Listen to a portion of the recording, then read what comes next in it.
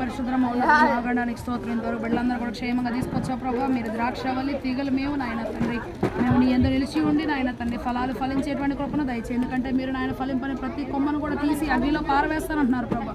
పారవేసేటువంటి స్థితిలో మేము ఎవరం కూడా లేకుండా నువ్వు సహాయించు. ప్రతి దినం బిడ్డలు ఈ సన్నిలో ప్రార్థించుకోవడానికి నీ యొక్క మేలులు పొందుకోవడానికి దీవెనలు పొందుకోవడానికి నువ్వు సహాయించు. ఎక్కువగా ప్రార్థించడం నాయన వారికి నేర్పించు. మోకాళ్ళ ప్రార్థన దయచే, నేను విశ్వాసం దయచే ప్రభావ నాయన తండ్రి సహాయించి పాపములన్నీ కూడా క్షమించి బిడ్డలకు మంచి భవిష్యత్తు దయచే. రాబోయే కాలంలో మంచి డాక్టర్స్గా, లాయర్స్గా, ఇంజనీర్స్గా, మంచి లెక్చరర్స్గా మంచి పరిస్థితుల్లో వీరు ఉండాలి ప్రభావ. నీకు బంగారు భవిష్యత్తును దయచే. నేను ఎక్కువగా కలిగి ఉండే జీవితం దయచే. ఎక్కువగా నీలో ఫలించే కృపను దయచే. నీకు వేరుగా ఉండి మేమేం చేయలేము ప్రభావ. నీతో కలిసి వీరు జీవించినట్లుగా నీ కృపను దయచేయమని మమ్మల్ని అందరూ కూడా నీ హస్తాలుగా అప్పగిస్తూ యేసు నామములో వేడుకుంటున్నాను తండ్రి.